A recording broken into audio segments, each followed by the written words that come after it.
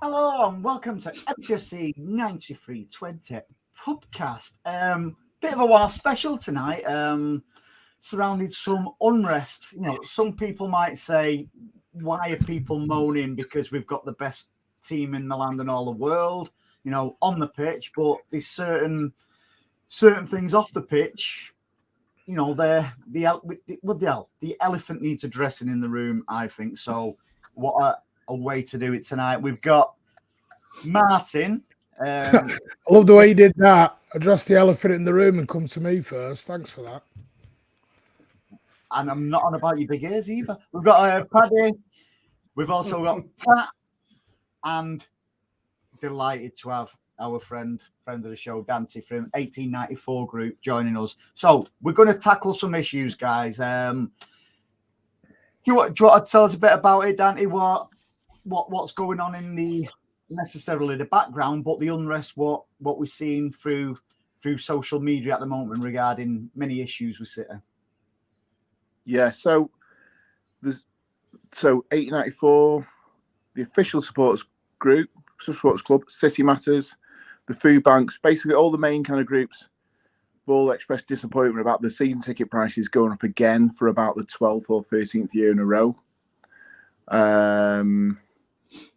And ideally, we'd like a freeze. I think the problem we've also got is that the club have an idea of where they want to go in terms of revenue. So the staff that work at the club are under massive pressure, KPIs to deliver revenues. It's all money through the roof. £80 million profit this year. So by raising the season ticket prices as they've done, it's actually going to only make about £1 million to actually get on so many people's nerves for just £1 million. A Calvin Phillips toenail or whatever it is, seems really a short-sighted step to do, unless you go a little bit deeper and think, well, what's the motivation for that?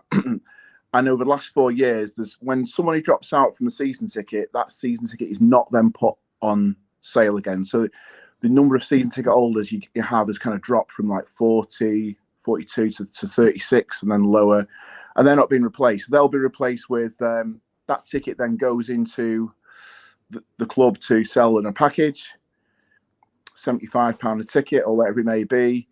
It may go to somebody who wants to, buy a hospitality package, so they have a meal in Manchester or at Vermilion restaurant near the ground. And I think we're being slowly replaced, and that's the number one issue. Really, we're being replaced. Let's be clear about this to anybody who's watching and stuff like that.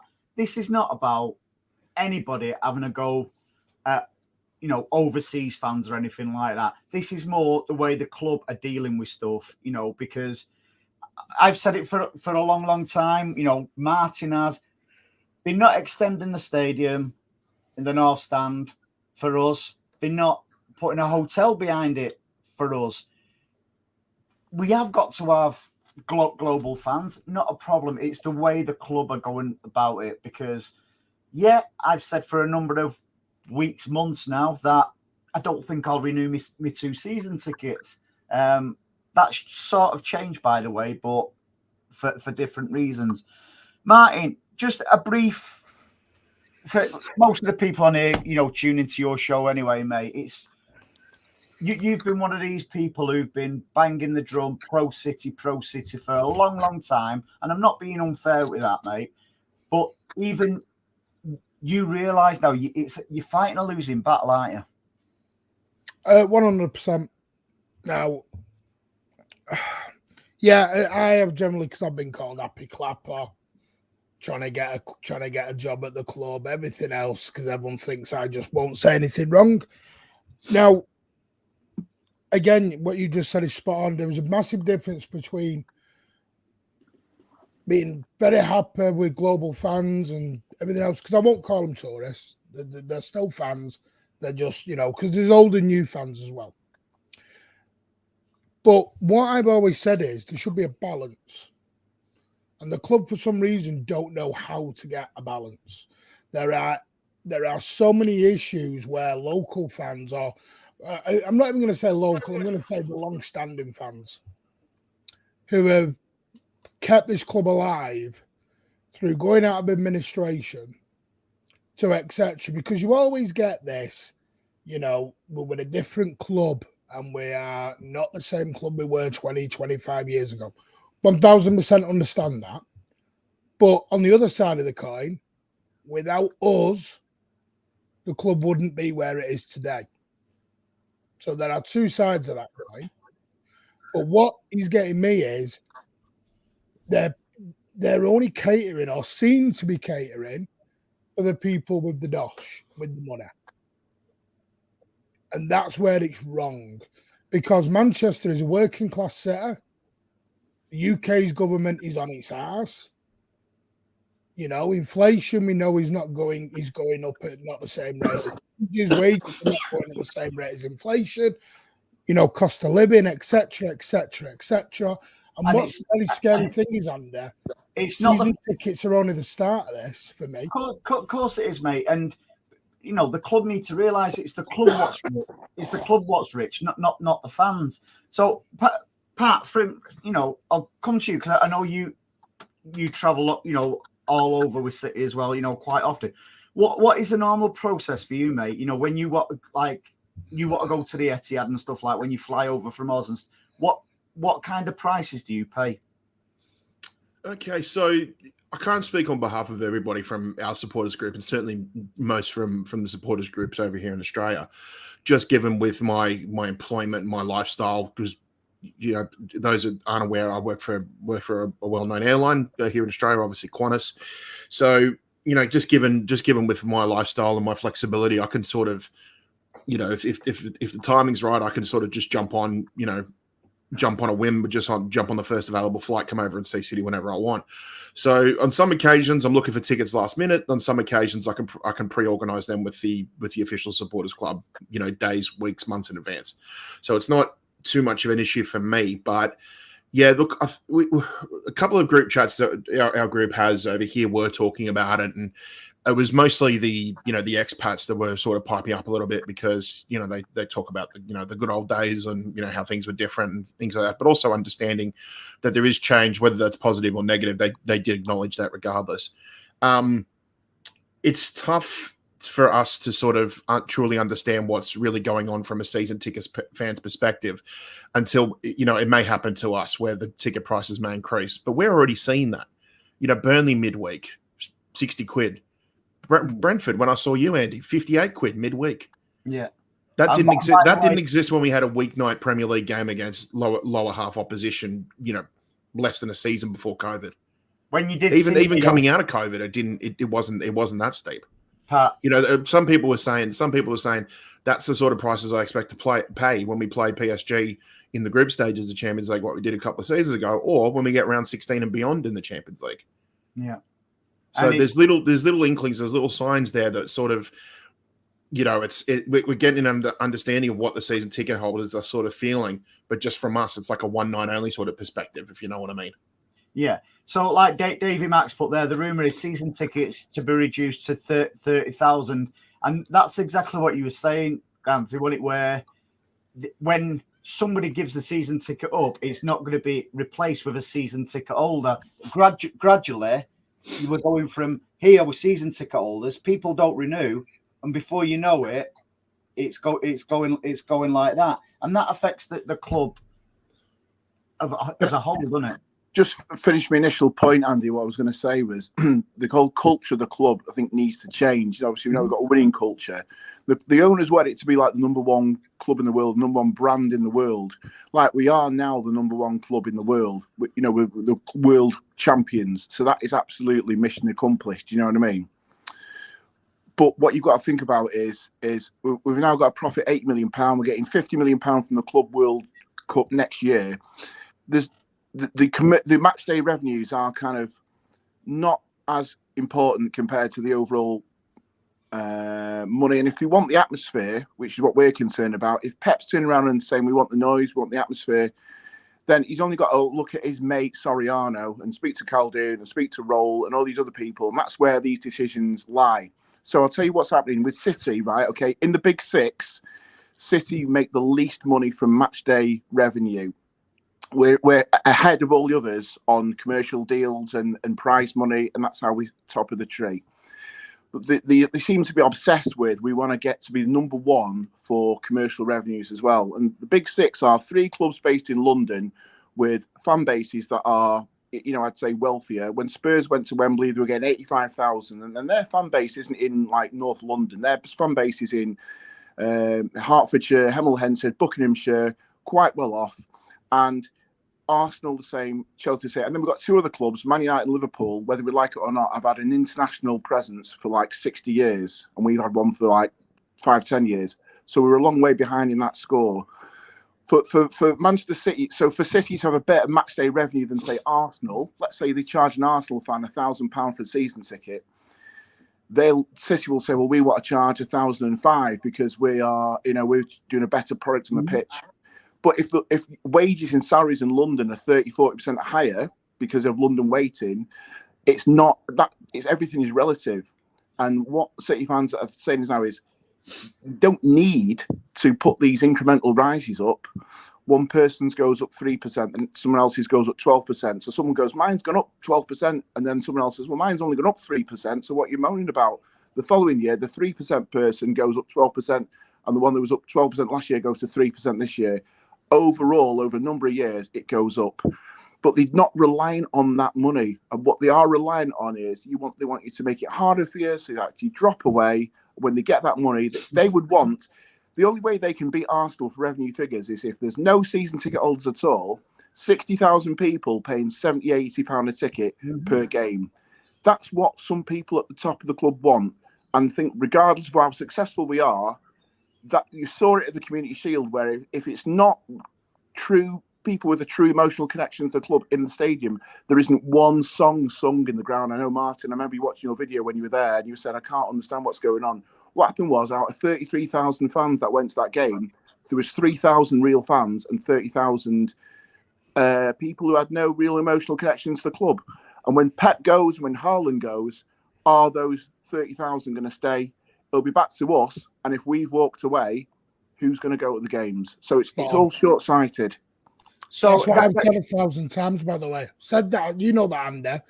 If they've pissed all us off and say we get on the wrong end of charges or we get relegated, whatever, what they're going to be wanting us all back then.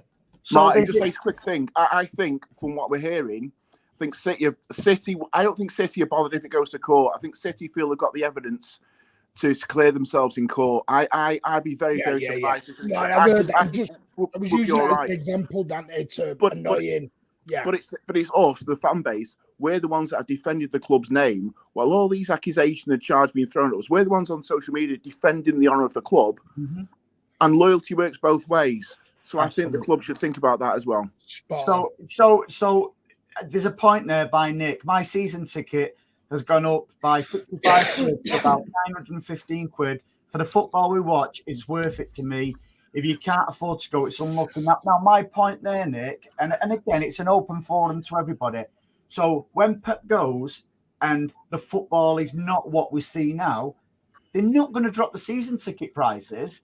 It's only going to increase regardless of the manager. So maybe in, say, 2, 3, 4 seasons, your outlook on that point would be totally different, because he'll be playing 1,200 to watch us try and scrape into the top 4. He won't be saying the same thing then, will he? No. Anne-Marie, I know you're very passionate about this. By the way, good evening, Anne-Marie. Good evening, Alan. Good evening. Sorry I was late. All right. For me, it's I appreciate Nick's comment, but for me, it's a case of I'm all right, Jack, and sod the rest of you. Because you can, people are sitting there going, well, I can afford it. And it only works out at something like £1.50 a week, or, less than the price of a coffee and things like that. It's not about that. It's about the fact that there's absolutely, as we've seen on our group yesterday when we posted this, there's people that have been going there going to City for 60 odd years, and there is no loyalty shown from the club to that fan who's been there throughout. So when we were playing absolute tripe and winning nothing, and the club could barely survive, we were there. We were paying our money week in, week out, buying kits or buying shirts or whatever. And now we're doing really well, and they want to price us out of the market because we're not important to the club anymore. And we've gone from being a family orientated club to not being important at all. And despite what, come the end of the season, if we've won the league and whatever else, and they put all this, together, we won it because with the fans, it's absolute rubbish. Paddy, what's your take on it, mate? Well, I did a bit of digging because I knew it was coming on tonight. Just to pick up what Dan was saying, the match day revenue for Manchester City last year was 83 million. Now that's pies, pints, chips, whatever, right? And then the season tickets have gone up on average, from what I can gather, between 5 and 10%. So 5 or 10%, right, I'll divide 83 million by 7.5%, which is in the middle. It works out at 6.2 million a year. But that's everything. That's not the season tickets. That's people buying jerseys and all that crap.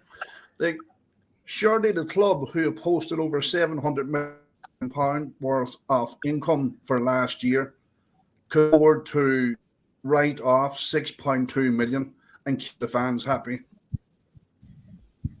It just doesn't. It doesn't make any sense. As Anne-Marie says, and as Dan correctly picked up on it, yeah, you're going up 3% this year, but it's going to be 12% next year, and then you think you're getting away with it, and then you're going to get hammered next year, and then the fellow who had a 12% the previous year is only getting 3%. Well, he thinks, well, I dodged the bullet this year, so I'm okay.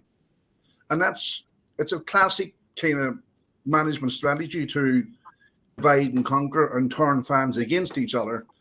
Like if you're selling your ticket back to the exchange and they're giving you 37 or 38 quid for that ticket, and then they're making that ticket part of a package which would account for hundreds, and unfortunately because I can't really go there very often, but I know when I do go there, it costs me an absolute fortune to get there because I have no choice but buy the expensive ticket at the 70 and 80 quid.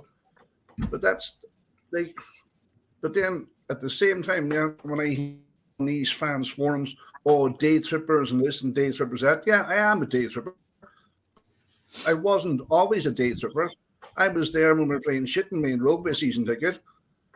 And the people who are going now, are going to see Foden and Haaland and stuff like that and playing under Pep.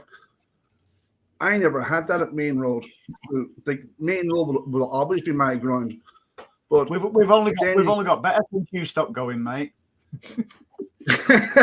Jinx, yeah.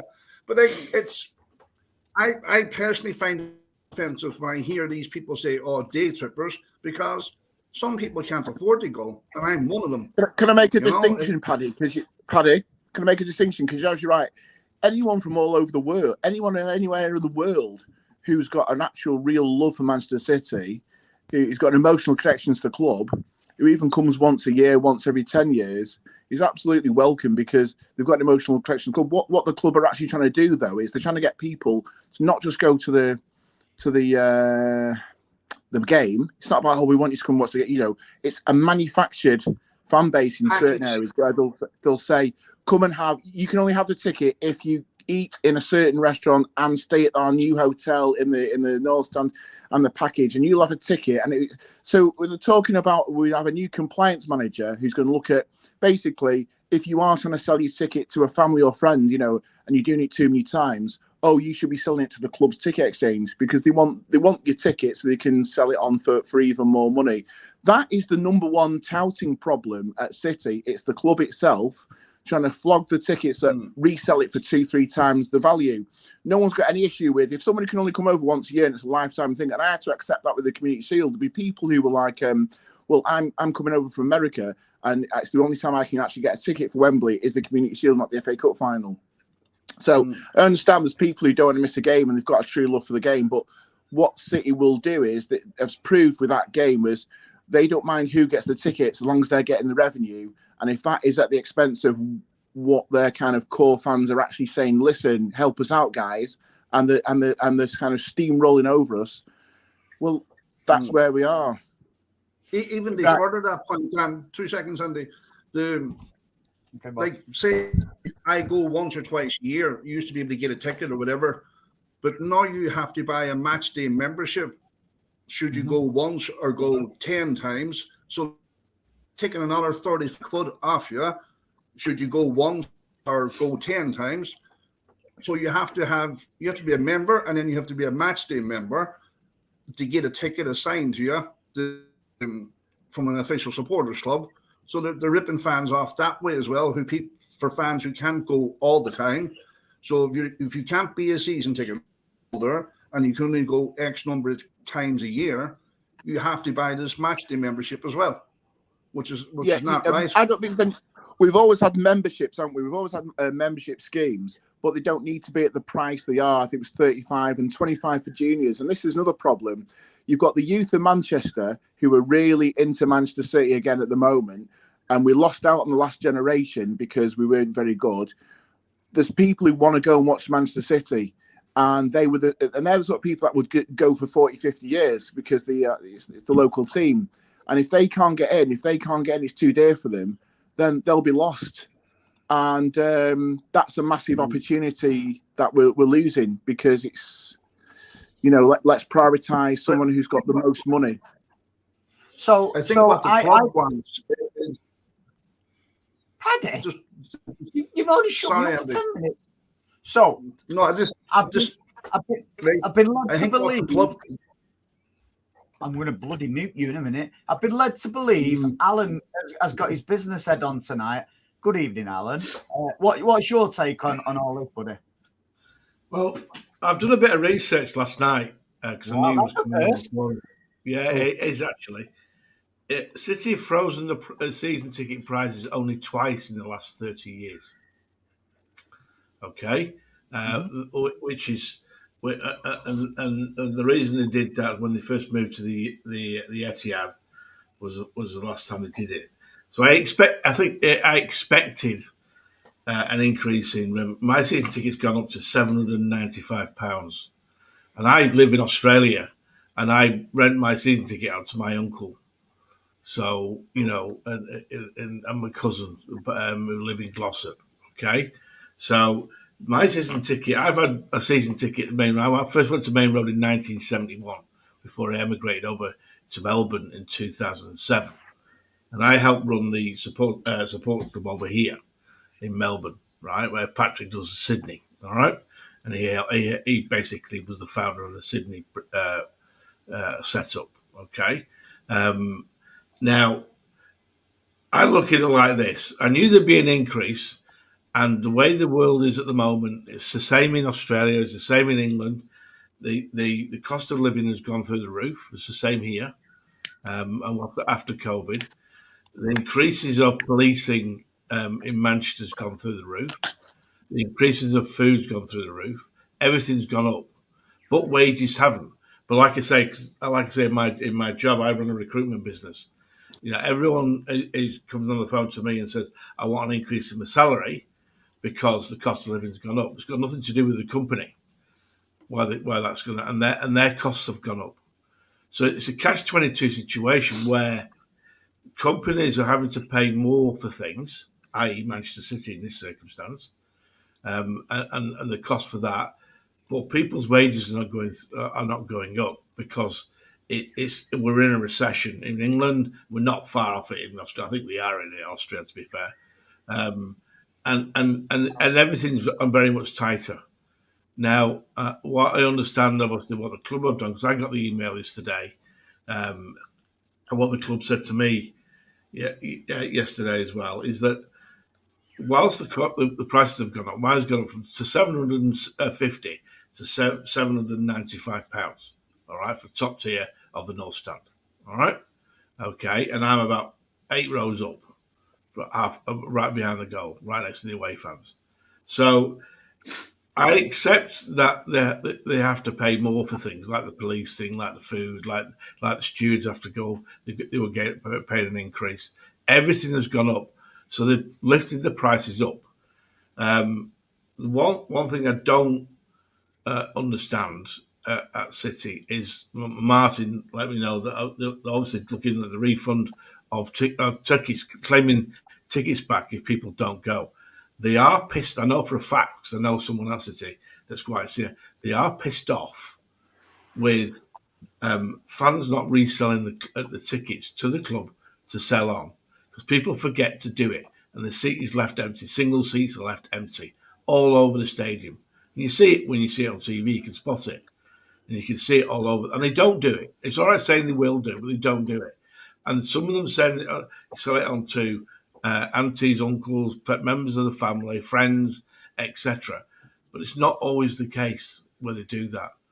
And what they're doing is, and I know Chelsea did this. I've got a mate here that's for Chelsea fan who's his family have got season cards. They have to sell them to back to the club to sell on. So I understand the principle of that. And they're saying, oh, they're going to check people's driving license. Yes, whilst that might be a good idea to do that, to check who's got the ticket and who hasn't got the ticket, they tried that in COVID, where everyone was changing electronic tickets, and you have to prove your driving license. That's not practical for 50,000 people in a stadium to get in less than an hour. Or people who can't drive. Yeah, it's not practical. So that went out the window within 2 games, right? Because people weren't getting in. It was taking too long. So that's whilst they might say that, to actually do that is impossible. So they've tried it already. I reckon they're saying that as a fearing tactic. But I do understand why prices have gone up every year, not just at City, but at every club. Yeah, I get that, Alan. So, yeah. But like I said, it's the club what's rich. It's not the fans, and it's almost like it's for me, and I've said it for a while, and might not back up. City at the moment, a ticket touts. That's all they are. Would you go with that, Dante? So I don't think there's any justification for price rises when we've made a profit of £80 million. If we've made a profit of like £3 or £4 million and just scrape an FFP, then I don't think people would be bothered about an inflationary price rise because they know we've got to reinvest in the team or make sure we get over the line. But we're clear, we've done the hard work. We're £80 million in profit. So listen, the energy companies that are now charging people through the roof, their costs have gone up. This sort of thing. It's now they're making profits, £800 million, this sort of thing, and even they've now started passing some of their profits back into, and we get a reduction in the energy bills in the summer. Well, we won't get that with City. We're just going to get more and more. And the other things to remember is one, the hassling season ticket holders in the stands. They don't do that in the hospitality sections. If you're an away fan in the Tunnel Club, you can jump up and fine and no problem at all. But if you are just a normal bloke in the South Stand, you get asked for your name 4 times between going from the toilet and your seat. Okay. The thing is they're not letting more season cards go on sale, so it's not replacing one by one.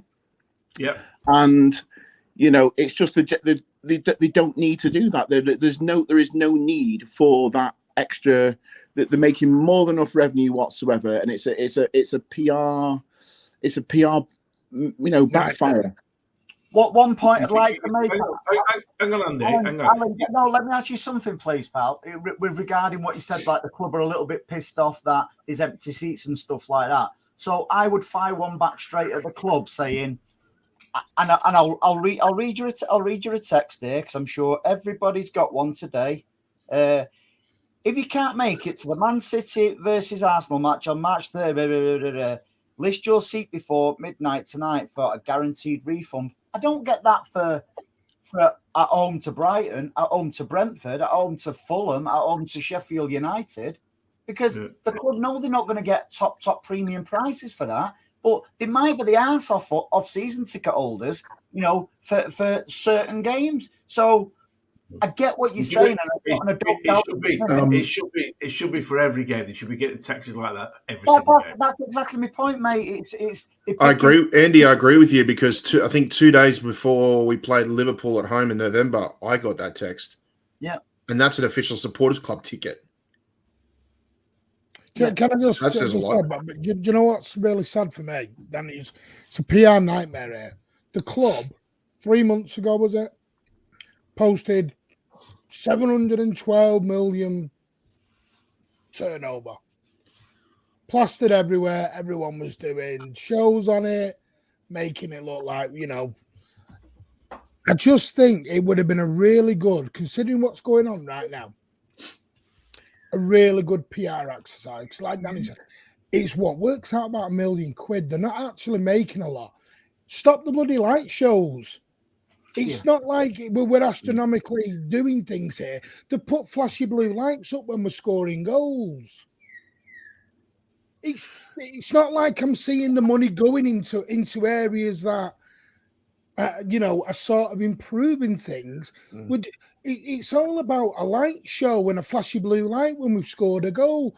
No, they can cut that out and save the money and help the fans and make it a really good PR exercise. Martin, you know what you look at it. If you think about the brand. Yeah. No, sorry, Paddy. I was just going to quickly say, they're talking about the season ticket prices for the working class, for the blue collar, and that and people worried about the increase. If they're so worried about increasing prices, increase the prices for the seats of people that don't care if there's a price increase. Tunnel Club, Chairman's, those places. If you increase them, £100 quid a game, they're not going to pay attention to that. They have. Well, they're not going to. They've got to bat an eyelid at it. Actually, do you know what's your name? So is it Andy? Alan. Alan, no, in Australia, in Sydney. Sorry. Yeah. Oh, Pat. Yeah, sorry, Pat. Yeah, I actually think that people who've paid money for I think it should be fairness all round. I don't agree with ripping off, if you like, the Tunnel Club people either. I think that if people have saved up good money and they're paying a lot already, I think they shouldn't be ripped off just because they've got more money. I just think there should be a fairness all round, and it could be done a lot fairer generally. Yeah. Well, I think. I mean, if you want to look at examples, like look at other clubs across Europe. I mean, probably the benchmark on how season ticket holders are probably best treated is obviously Germany. And you look at Borussia Dortmund, one of the best atmospheres in Europe. And is it something like they cap their season ticket prices at 200 quid a season or something like that? Something like that, yeah. Yeah. And don't realize that if you were to do something, do something like that at a club like ours, I think you'd see the atmosphere increase. If anything, you'd probably see a better TV revenue because it would attract more people to watch it. And it'd be even more attractive. It'd be even more attractive for people to actually want to go and buy tickets and get involved with the club. And you probably see an even bigger waiting list for season tickets every single year because they realise that not only is it affordable, but everybody's going to be a much more uppity, not uppity, sorry, but a much more positive and it's not going to be this sort of like, oh, we're going to get the amazing atmosphere at the Etihad when we're playing the last quarter of the season, trying to win titles. You're going to get that sort of atmosphere in August, September every single year. Yeah, and I think they don't understand that sometimes less is actually more. Before we go to go on, Alan. Before we go to Anne-Marie with something. Yeah, before you mentioned obviously charging more for season cards and atmosphere and all these sort of things, but we're forgetting one thing. What's just happened in the Premier League recently? This new rule about the finance. They're taking FFP away and they're making it more about revenue. Right, what teams can spend. So as soon as I saw that, straight away I said to Martin, this is about 3-4 weeks ago, I turned around and said, you watch, prices of tickets will go up because it's been driven by revenue. Merchandise like your football shirts will go up. Everything in the souvenir shop will go up. Everything in the ground will go up. Food will go up. And I'll guarantee you that because it's driven by revenue. So everything they charge, corporate hospitality will go up. Everything now is going to go up because it's driven now by revenue. whilst the spectators don't bring a lot of revenue compared to sponsorship and TV rights and all that stuff these days, everything now is geared around increasing revenue. That's a fact. That's the new rules. As soon as I saw that, it was obvious what was going to happen. Not just for City, but for every club. Spurs have just done it. It's good, and unfortunately, they make so you've also got a closed shop though, because I'm saying what City's policy is they're saying our approach is brilliant on the pitch. So us as fans, you should be thankful for that. We should be charging more than Arsenal, Chelsea, Man United, etc. But the fan base is different, so that you can't go to that same level. I agree. In a way, Dan, it's almost like a Londonisation of the club. Yeah, if Arsenal put their tickets up £10, then someone at City is going, well, we need to put ours up £10 as well because Arsenal doing it. And then someone at Spurs says, well, City have put theirs up 10, so we need to put ours up 15. So you're actually going to find the way to stop it is the fans of like the top 6 clubs actually joining together about it and saying, look, you as boards are creating a closed shop where they're justifying your price rises. You've got guys on like £350,000 a week. You do not need to pass those costs on to me and you. If I'm on 50 grand or on £200,000 a year, we don't need to have that. We don't need to pay for those things. We don't need to pay for, someone can have £348,000 a week instead of £349,000 a week. We don't need to make that shortfall up. There's an £80 million profit. We're conditioned to parroting. Oh, the club needs money. The club needs this. They've got enough money in the world. They don't need us to stump up an extra 10, 15 quid when they've made 80 million. If we're struggling to meet financial fair play, yes, we are, but we're not. Yeah. We're nowhere near struggling to meet it. Yeah, Dan, it sounds like they're just trying to chase. They're trying to chase coins in sacrificing losing the soul. Yeah, that's 100%. Quite can't see that. Just let's go through this one, Paddy. MCFC. Question for the panel: why not free season tickets and only increase every two year with 2%, and instead increase prices for single tickets and box and other opinions? Anne-Marie, go with you first on there, Chuck. It's not a bad idea, but really, we need to, because of the cost of living crisis, which we're all in. Mm-hmm. There should have been. There is absolutely no thought given to the supporters, and they might want to bring in people that are going to come to one game and none of the others. Sorry, I just saw the last comment. Sorry. I was reading that, Anne-Marie.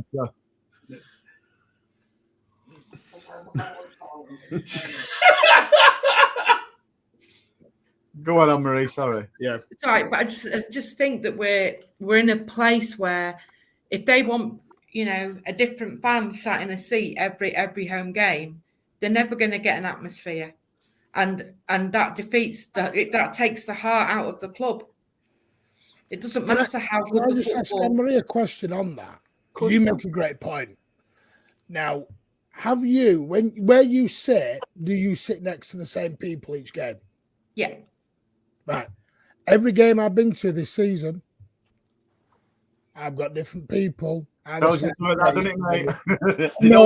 leave it on the 80th minute. To be fair, Martin, obviously, I sit with my dad, and he's not been able to make games this season. So on the odd occasion, I've passed it on to friends and family through the club, and on the odd occasion, I have sold this ticket. And what has frustrated me when I've done that is that I have been sat next to somebody who's, for me, isn't really interested in the game, because all they're doing is they're watching it through a screen, and it'd cost them less to sit at home and watch it. Do I got told to on that, by the way? I know 2 people who were at Liverpool at Anfield. Danny, you might have heard this. Who were at Anfield on Sunday. 2 people stood in front of them and watched the whole game through a massive lens. I know somebody. This was at Anfield in the away end, by the way. Yeah, there was, and I think so many is going over to corporate, and we don't get a true indication of how many away tickets are actually going to people. There's people on 25,000 points who didn't even get a ticket for Liverpool, right? There was somebody who was a YouTube blogger. and I think she's called Satby or something like that. A new thing. Someone's come over. She's American, but that's not beside the point. The point is she doesn't actually, if you look at her blog, she doesn't actually know anything about Manchester City whatsoever. Seems to be someone who's decided, let's try to manufacture some fans over there. She's getting tickets for Luton away, for the derby. She's getting tickets for Liverpool away. She doesn't actually have any kind of knowledge whatsoever about the club whatsoever. And I think in the Newcastle game at home, she was walking around the South Stand as if she was like owned the place.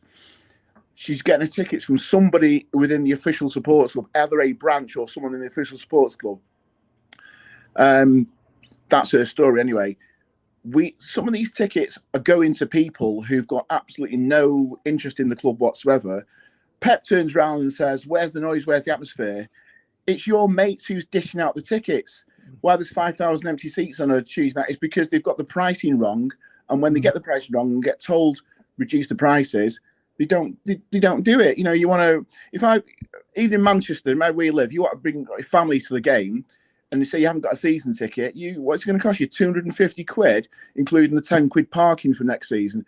250 quid to watch a home game against Burnley or, you know, whoever it is next season. They know that we can't afford that as fans. They're looking for a different type of person to go to the games now. Just saying what you were saying, Dan. Sorry, Emery, just quickly. Yeah, we actually have a rule here with our supporters group where, you know, if anybody is going, they tell us like your dates, what matches you're going to. Obviously, we'll know by what tickets they select, but we'll make sure that they take at least one of our supporter club's flags with them.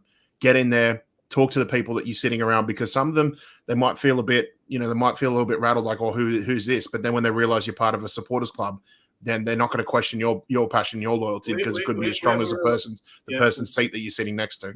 It's not that part. As soon as they score a goal, you're out your seat jumping, or as soon as you get a corner, you're singing "Come On City." Whereas someone else who's got no emotional attachment to the game, just sits in the seat and has got a Liverpool kit on it in our ground. I know. we have a rule at our supporters club here. Is that you've got to be a member for at least 6 months before you can be allocated a ticket. So a member of the branch for at least 6 months. Okay, so it stops the ones just joining and then getting a ticket. Okay, for games.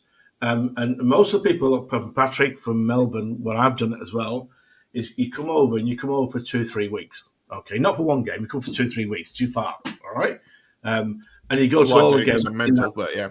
Well, you do, but you've got to squeeze with Qantas, so it's a bit different with the price of the flights. But they get tickets through the supporters club for the home games and occasionally for the away games if they can get them. Right?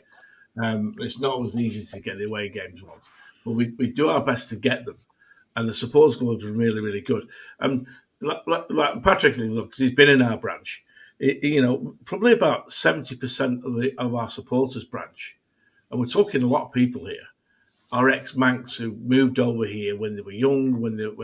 Like me, I left England in 2007, and the football club becomes our identity, our link to home, and it's a fact. It is. My office here is decorated in city memorabilia.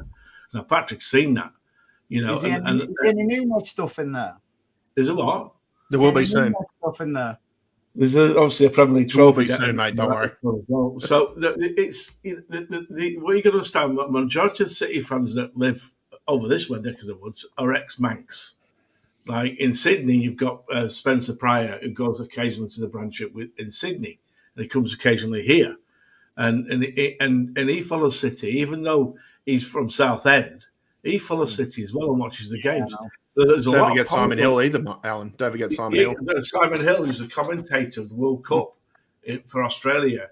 He's a massive City fan. Him and his dad used to go in Main Road together, and he's from Stockport. So there's a lot of fans. What's all that got to do with the pricing at City, though? And we know you guys are proper fans. No, you just mentioned. You want the experience to still be City, don't you? You become back in a year's time, it's not City anymore. I know it's not. I know it's it's changing, but it's changed since now. Alan, and that's the point, and it's we've had this discussion before, mate. Last time you was over, what was COVID times, wasn't it? Yeah. From COVID times to now, the club has changed massively. Anne Marie, Anne-Marie. No, I was just going to say, Andy, I think we're our own worst enemy at times, and I think it'll be interesting to see what the club do with regards to Real Madrid tickets this season for the home game. Oh, wait for that one. Because if we have Yeah. the same farce as last season, it's an absolute joke, and it would be enough to make me say, "Stick your ticket where the sun doesn't shine." But that's what they want, Anne-Marie. You can't do that. They want that, so you've got to actually outdo them and say, "No, I'll play the game and I'll keep my ticket," and then you can't sell it to whoever. But I mean, because of where I sit in the ground, every Champions League game I get moved anyway, because they'd rather sell my ticket to an away fan, which they do, and they claim it's for the press, but it's not. Yeah, do you know something else, Anne-Marie? What they were doing was that we put a survey out on Facebook the other week. There's some people who had to sort of seats that were given to UEFA delegates. So there was a few City fans who have to move for every Champions League game, and they found out when they went to see who was in the seats, it was City fans. So basically, City took the tickets off these City fans. UEFA then didn't want them tickets, and instead of them going back to those City fans saying, "Hey, do you want your normal seat back?" they were then getting sold as a package. Stuff like that goes on all the time under the radar, because that's the culture of the club, and it's that needs to change. Can I ask? It's that needs to change, but I don't like saying it. You know, I love City with a passion, but the soul has gone out of it. The soul's gone out of our club. You know, we're in a position where I had the club emailing me last season. My dad hasn't been well, not been able to attend games. And because he missed so many, and I hadn't sold him, which was fair enough, but I had given them to people. And because he'd missed, I can't remember how many games it was, they wanted to take his season ticket off him. And it's pure. And this is a man who's been supporting City since 1959, since he came over from Ireland. I had that, Anne-Marie, when the Tunnel Club came in, and my dad. Do you remember 2003 when we all got promised we would choose our seat, and we were never going to be moved, and you'd have that seat forever? Now again, things change and everything else. My dad was in the Colin Bell Level 1, where Tunnel Club is now, and got moved, and then that was it. That was the end of his, because he basically paid the money or moved. That's it. Would everyone like to see, the official supporters club, come in and have a bit of a voice here, because they seem to have taken a bit of a back seat on here? Yeah, City Matters have been a bit vocal, the City Food Bank have been vocal, and rightly so, by the way. But for me, there's a bit of a silence coming from sort of like an organisation what could have a voice within the club, isn't there? Yeah, but the official supporters club have been taken inside now. It used to be run independently. Now it's been taken inside the club. So not necessarily, they haven't got the power that they used to have. I can only say one thing, which is that so from us 894, we wouldn't want them telling us what to do. So we're not going to tell them what to do. If you want to invite anyone from the official sports club on from the committee level and say, do you want to invite? It's up to them whether they want to come on the programme or not. I did speak to somebody high up from them today, and I can tell you that they are, that sometimes they can do things privately that we can't do, and there's some things. Sometimes we can say things publicly that they can't say, and so it's a bit of scratch your own back sort of thing. And I think there's people at the top of the official sports club who are absolutely 100% on board with what the fans think and what we feel. Maybe sometimes they can't always say that. Just as maybe Frank Horrocks couldn't turn around and say something against Peter Swales at the time, because the constitution of the official sports club was, we back the club's decision, whatever it may be. And you always got to protect the official sports club members. They need the tickets. They need this and that. Everybody understands. So I don't think we're looking around and saying, why aren't the official sports club saying something?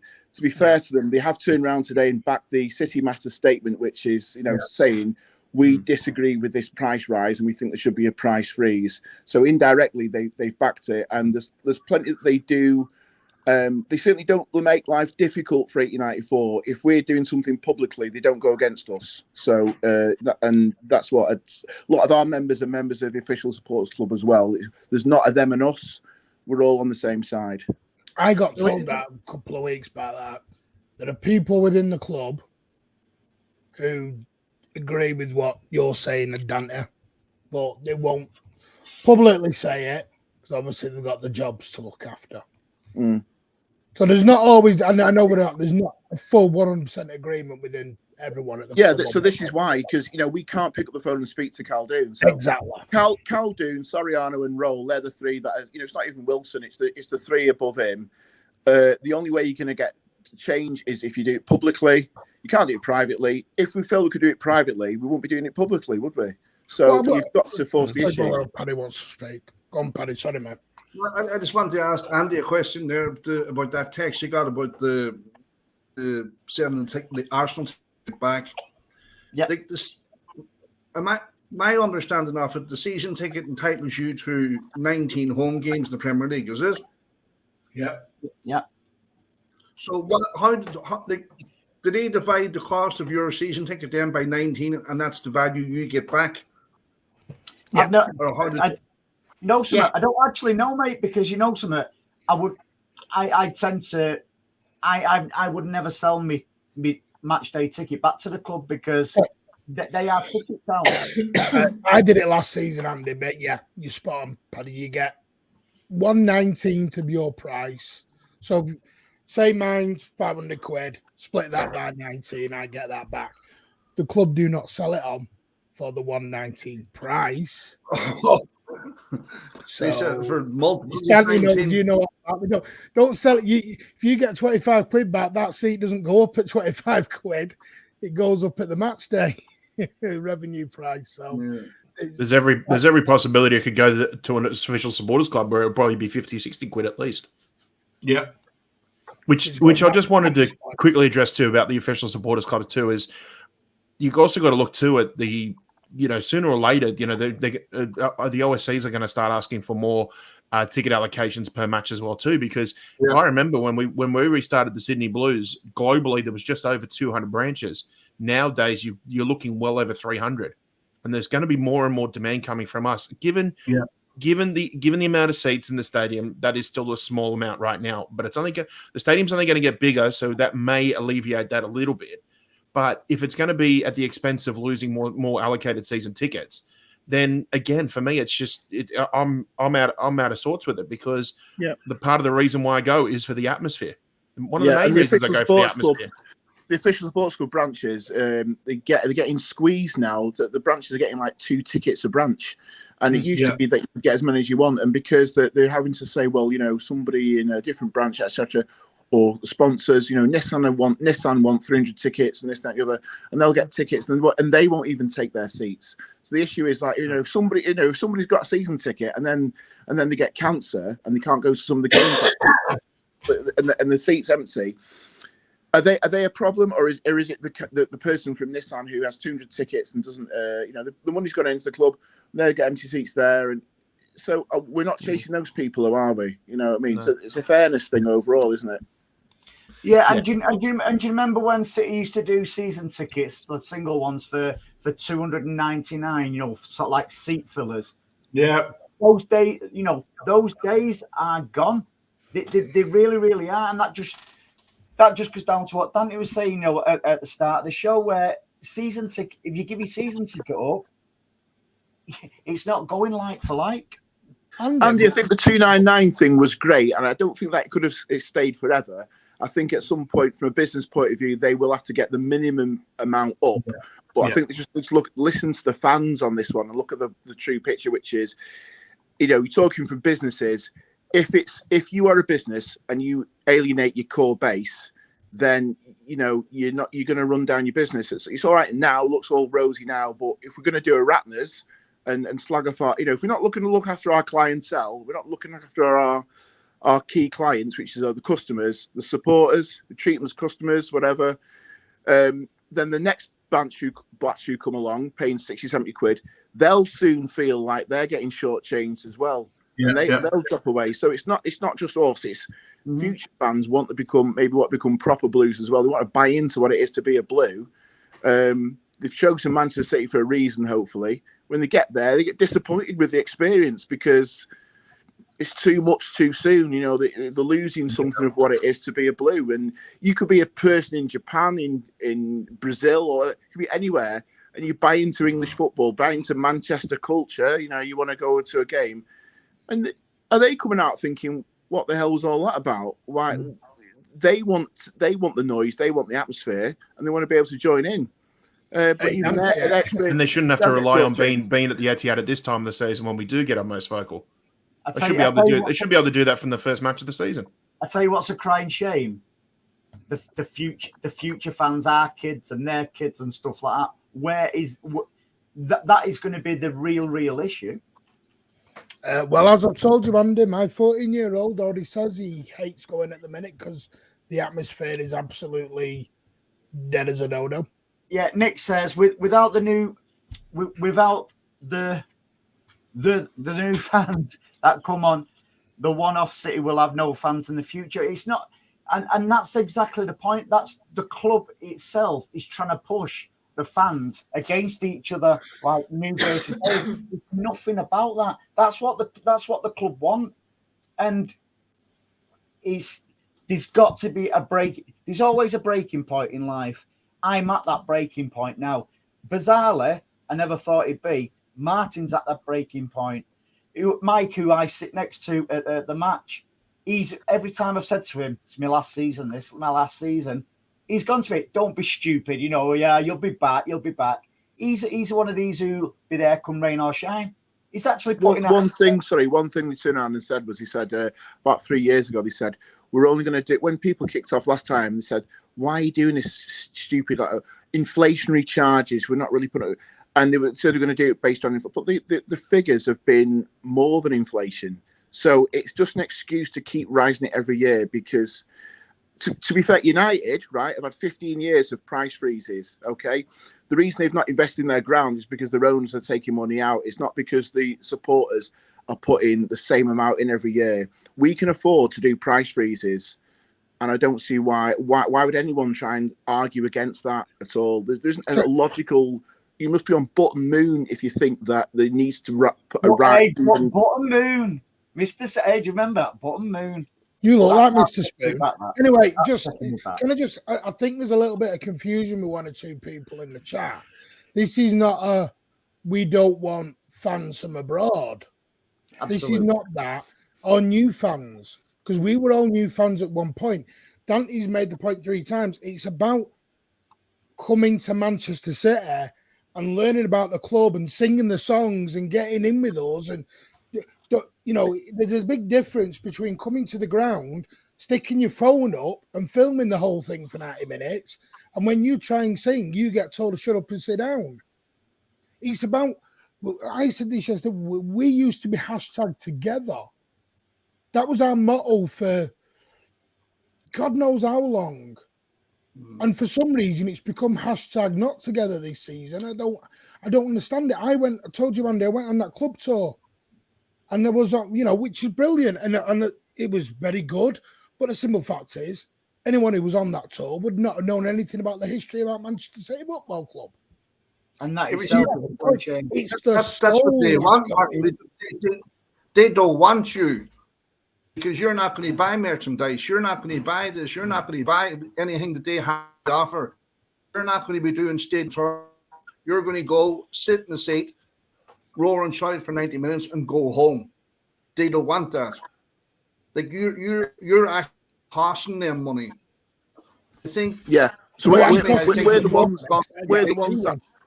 ones that'll go on a Wednesday night, though, aren't we? Against Forest or something, when some of the. But the point is though, but they don't appreciate that because they'll think that, well, we don't even need you there. They were still making money even within COVID season when it was empty seats. That Omar Barada, who's gone to United, he turned around to the players and said, actually, it's perfect that there's no fans in the stadium. You can just get on with your game. He thought fans were an inconvenience and good riddance. Thank Christ he's gone to that place instead of being in our club, because that's one out the door, and there needs to be a few more that follow as well. Just repeat that to Andy again, because I told Andy that last week, and he told me I was talking rubbish when I told Omar Barada told the players, he said, don't worry, you don't need the fans anyway, just play your own game. that he thought the fans were an inconvenience, and that's the culture at some people at the club. Well, that proved it during COVID, didn't it? You know, some clubs were pretty much financially ruined, and City was just carry on regardless. We had the big like Zoom screens and everything. You know, City, if money was hard to come by, those kind of things wouldn't have happened. So I'm in the belief there's too much money going in commercially and stuff like that. And again, what Martin said, it's not about us having a go at you know, day trippers, if you like, or whatever. It's about what the club are doing. It's nothing to do with that. So please, nobody think that. We've got the success, Andy, haven't we? But you can have the success, but you can retain the heritage, you can retain the identity, and you can be a global brand. You can be global but still be Manchester. You can keep your the Hacienda, New Order, all the stuff. Oasis don't, because they become worldwide known. They don't turn into something different that they're not, because they still who they are. They're still Oasis. Same as what the Manchester music scene, wherever. All the bands that went around the world, the Hollies, everything. People liked it because it was what they were. They were authentic and they were representing Manchester. Do you know what I mean? And we can still do that on a global scale, but we don't have to, you know, treat your most loyal supporters like second-class citizens. Is what's happening now, and there's no justification for it. I tell you what's very, very sad. Well, that on the screen there, Manchester Blue. I'm a local lad in Hardwick. Would love to go, but the cost of tickets is extortionate. I want my club back. And that's what we're saying about, in it, Anne-Marie, about the future of the club. Yeah, we're sort of like the future of the club is not us. I mean, we knew that anyway. But the younger fans coming through have got absolutely no chance. That's just sad. That's just sad reading it. It just sort of like it is.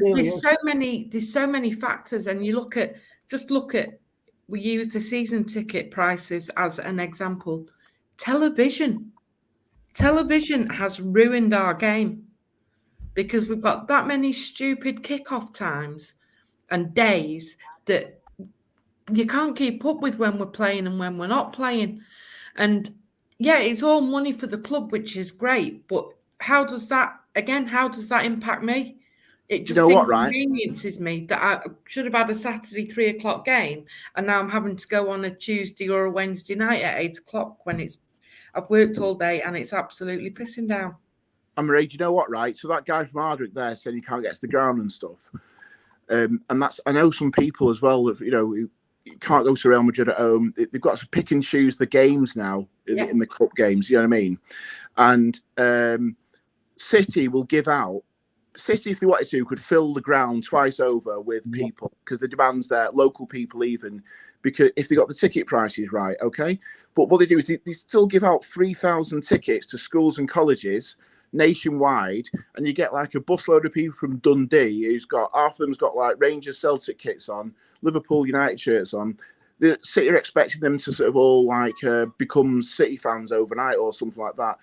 They're getting subsidised tickets for school trips, and then you've got the people maybe locally who are having to pay £58 for Burnley, 35 quid for a kid's seat, or even more, or 75 quid for the Newcastle for an adult and a junior. Can't go, and they're not subsidised.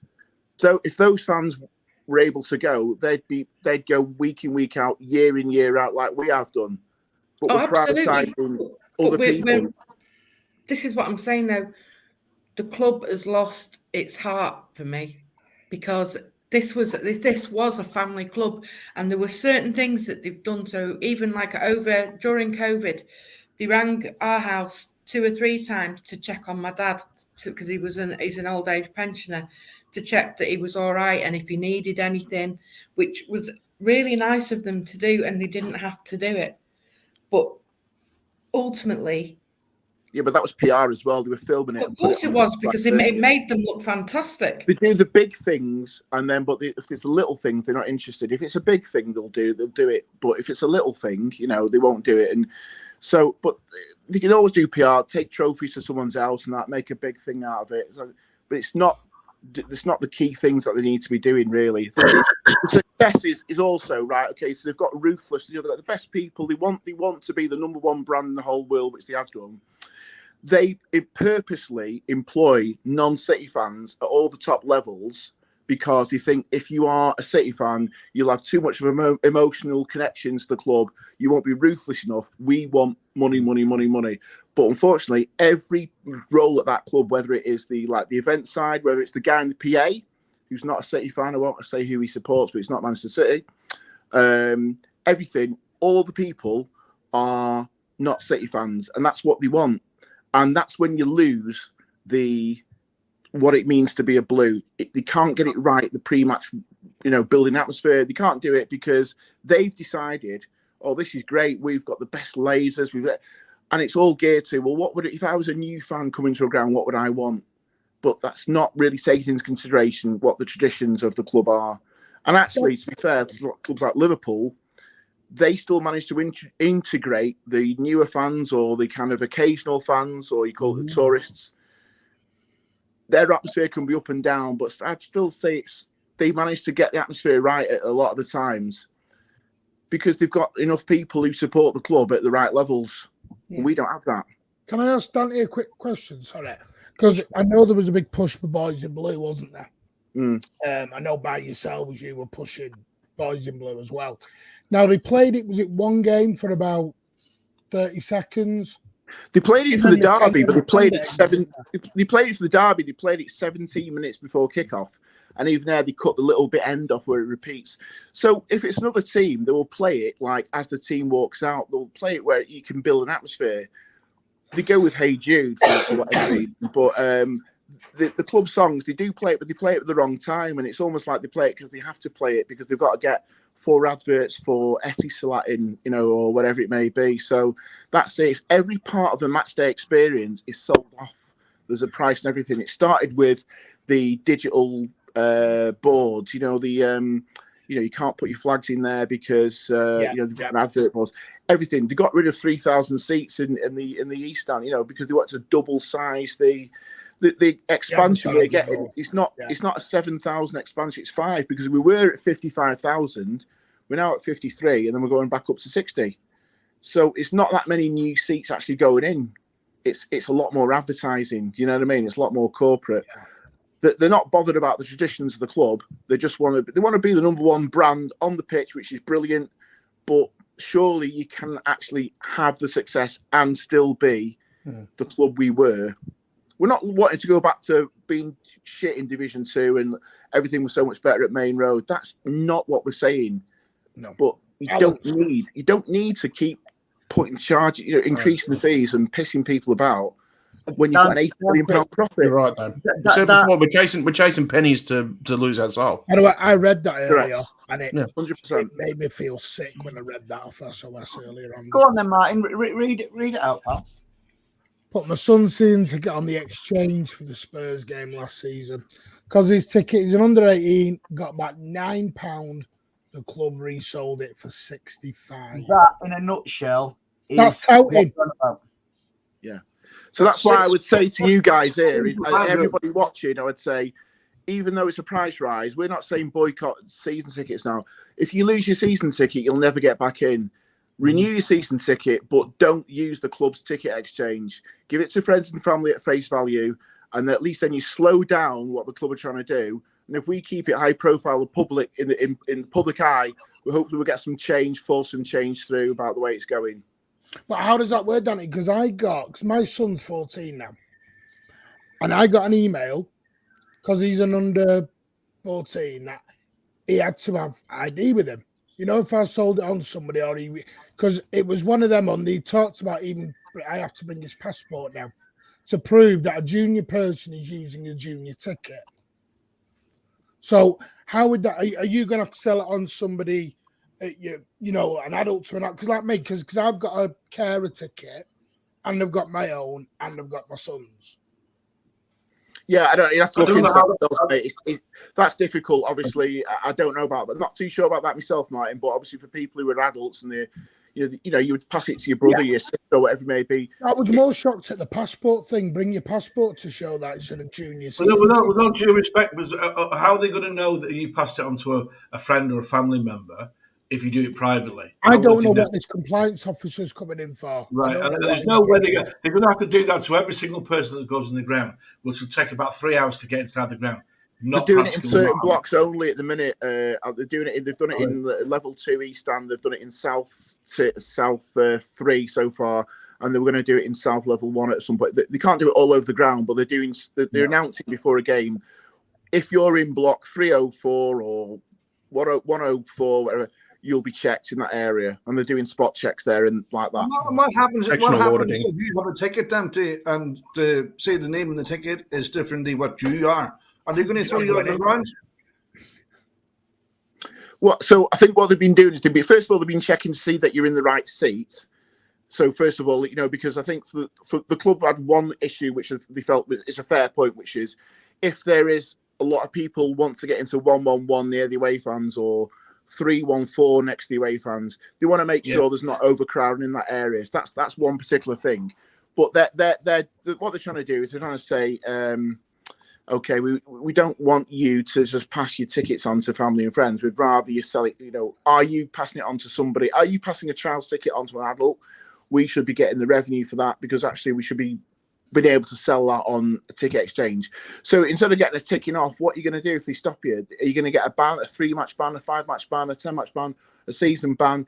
You could lose your card for doing something very simple, which is letting a family member have a ticket. You know, you can pass the ticket on to another family member through your friends and family without having to put it on a club ticket exchange. And that's what I'd recommend. That's how I've got around that scenario, because Paul goes with my ticket week in, week out, which he does, right? Because it's a relation. My name now has gone on friends and family because it makes it easy for me. Because when I go home, he just passes the ticket on because I pay for it. It's my card on that thing because I pay for it, which is the most sensible thing to do. You know, even though I get the emails, it's on my email address and things like that, I control it. But it makes it easy for him to get inside the ground and watch games without any hassle. Would you just hope they don't get a spot check then? Well, no, because mate, he's never ever had an issue. No, I know, but that's what they're saying. They are doing spot But checks. if they're not in advance, it's going to that person. I mean, they'll have an email sent to them saying you've now got in that ticket. You buzz the ticket in, it'll go green. You'll still get in. That shouldn't be a problem. They're not using the buzzers all the time. Where I go in now, it's all handheld scanners. Yeah. That's because you go into Asda.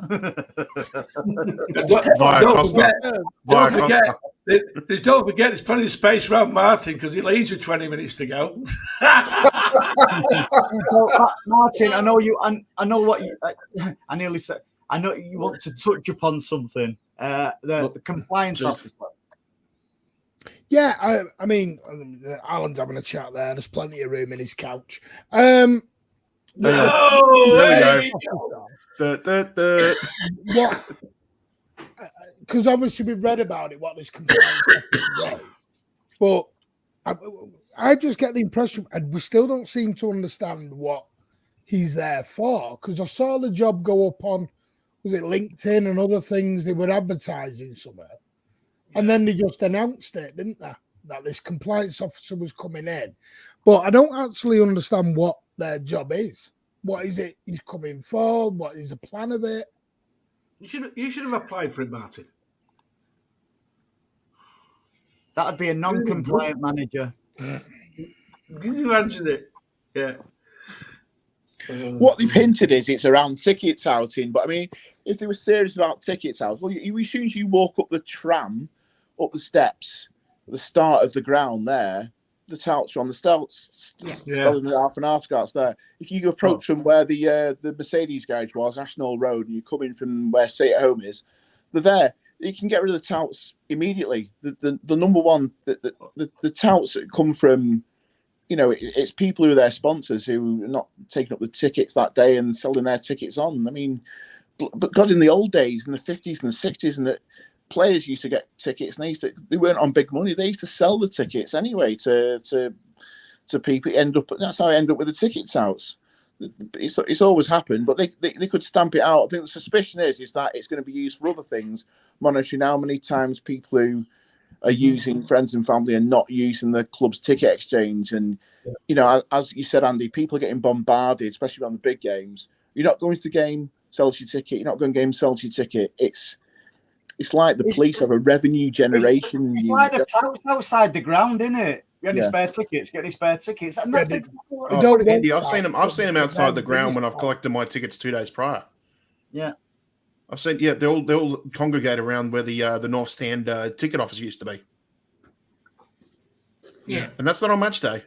That's when I've just gone like on a stadium tour 48, 72 hours prior because it's a good way to kill jet lag while I'm waiting for my hotel room to be ready. Happens everywhere. It doesn't matter. It doesn't have to be match day. No, and it is a huge problem because, like I said to you earlier, Alan, as some of the comments opened your eyes or your mind a little bit, Alan, because I understand where you're coming from. Listen. I get my mates telling me as well, not just you guys, that they're unhappy. Oh, so we're not your mates now. We're not your mates. Yeah. I've got friends at home. We have mates. You've got friends at fucking home. But listen, I hear it every single year. Martin has a whinge for a day every single year about ticket increases. He has a moan at it, and I've known him for a few years now, and trust me, he does. And I hear it all the time from him. But the end of the day, I knew this would come when I got my email. I thought, right, here we go. There's going to be an increase. It happens every single year, which is true. It does. Now, we can whinge and moan at it, but are they going to change? I don't think they will change. I don't think they are going to change. And it comes to a point where it's going to be a cut-off for certain people who are on certain wages, have got bills to pay at home, etc. And I accept that. But there has to be...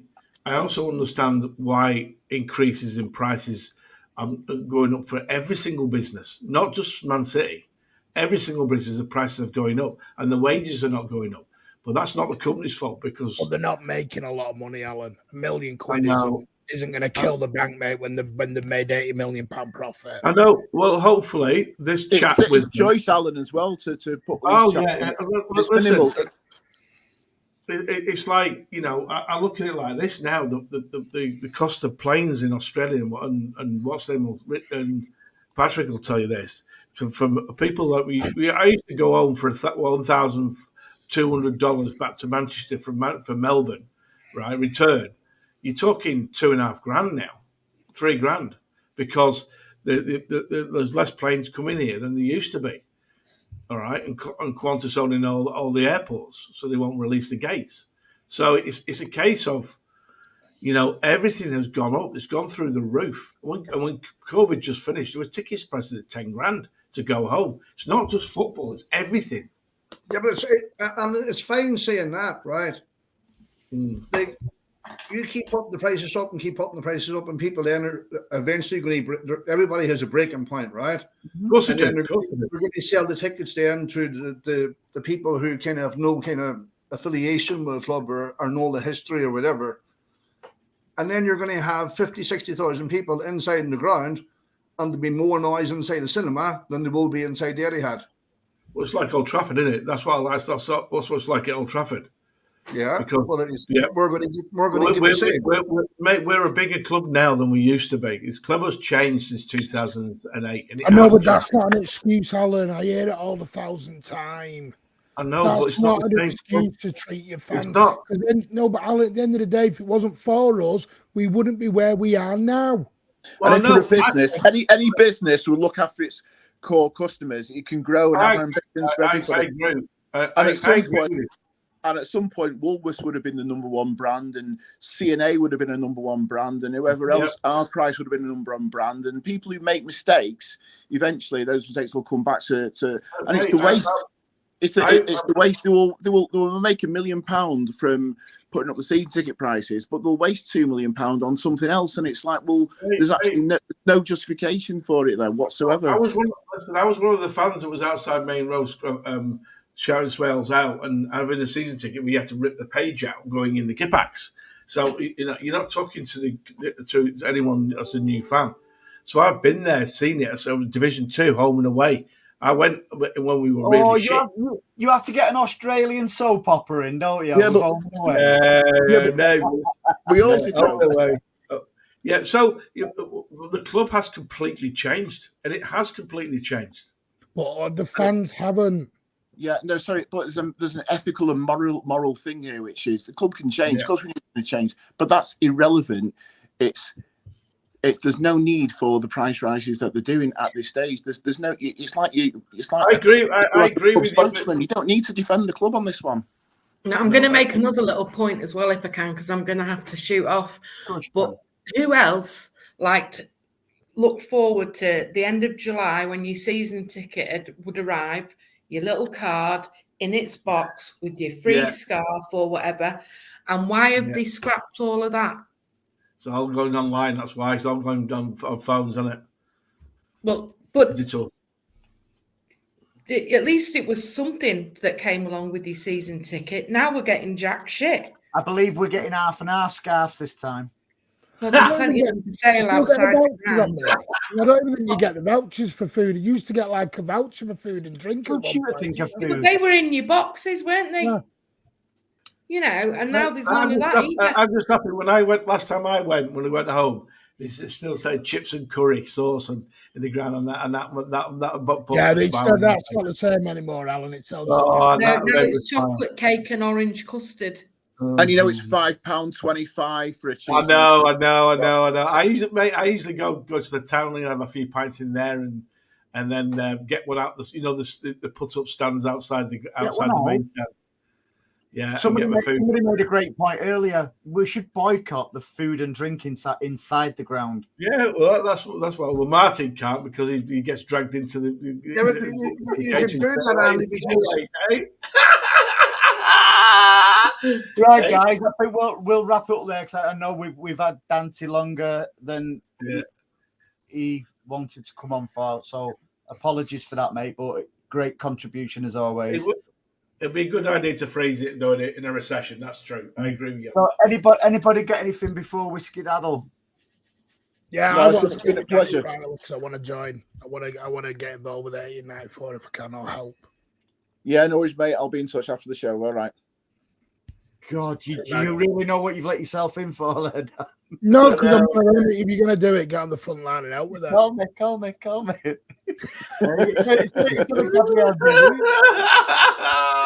Listen, call me, baby. Thanks to everybody who's joined us tonight. Even Sir Alan, our Paddy there, our lovely Anne-Marie. Thank you. Martin. Thank you, Eddie. And Dante, and more importantly, everybody in the chat. Thank you very much for your contribution as always. So listen, I think we've covered a lot tonight, and it's not a case of. In fact, Dante, you summarise for us. Go on, summarise for us. I don't know what to say. I mean, it's just we're all on the same side. We're all Blues. Yeah. What you said, what's going to change? It's only the start. I think the club wanted it to. They dropped it in this international window. They think, right, okay, a day or two, people will be pissed off. Then it'll be like, let's focus on Arsenal, let's focus on Madrid. There's a long-term thing here, which is it's going to get worse and worse for the season card holders unless you kind of stand up and say, we don't know what we can do to turn it around. You can't keep quiet. You can't just be like defeatist or like, oh, nothing will ever change. We're from Manchester. We're from a city that's like, we're rebellious. So, people need to grow up here and just like, I think we will make a stand at certain times. I can't say what we're going to do, but sometimes it might be visual. You just have to see what happens. But we can do that when we know that people all think the same thing. And the vast majority of people are all saying the same thing. It's like, it's just, what's the point? What's the point of putting the price rise up that much when you've got £80 million? It'd be different if we were just making a profit of £500,000. It's not. It was £80 million profit. So it's where the club wants to be. How many of us in 10 years time will still be going? How many will still be going in 5 years? How many of us will be going in 2 years? That's what we need to think about as well. That group of 10 or 12 or 15 of us that all used to go to the game is now 4 or 5 because so many have dropped away. In 2 years' time, how many of that group of 4 or 5 will still be going? You know, that's what we've got to keep fighting for. Kind of all the success in the world, but it's still got to be City, hasn't it? Absolutely. Amen to that. Listen, guys, thank you very much. Have a great rest of the week. And Martin, have you got a show tonight? Yeah, 5 minutes. We'll kick off. And you're back Saturday, aren't you, Andy? I'm back where? PUBcast. Oh, The charity yeah. stream. Go on.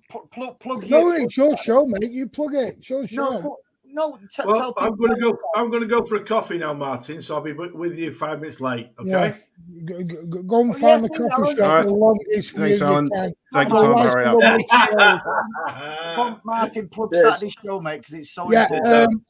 Thank you, mate. Saturday we're doing in the Mancunian way. We're doing a charity stream for Alzheimer's Society at 12 p.m. till 12 a.m. There's going to be all sorts of shows. People, I'm just putting links out. There's going to be fan forums, all sorts, bit of fun, quizzes that I need to speak with Andy about. You don't know yet. I did tell you a couple of weeks back it was coming. But Andy's bringing on the 9320 PUBcast crew to come and do a show, which is amazing. So yeah, come and join us. All proceeds go to Alzheimer's Society, which are very close to my heart, and I will explain all on Saturday. And yeah, get these guys to 2K subs because they're amazing. And smash that like button. Nah, we're shit. Right, cheers, guys. Have a great rest of the week, and we will see you over on Martin's show now. Don't forget, Martin's got a show, and we will see you on Sunday as per. Thanks, guys. Thanks for joining us. Bye, folks. See you later. Bye-bye now. Hey, everyone.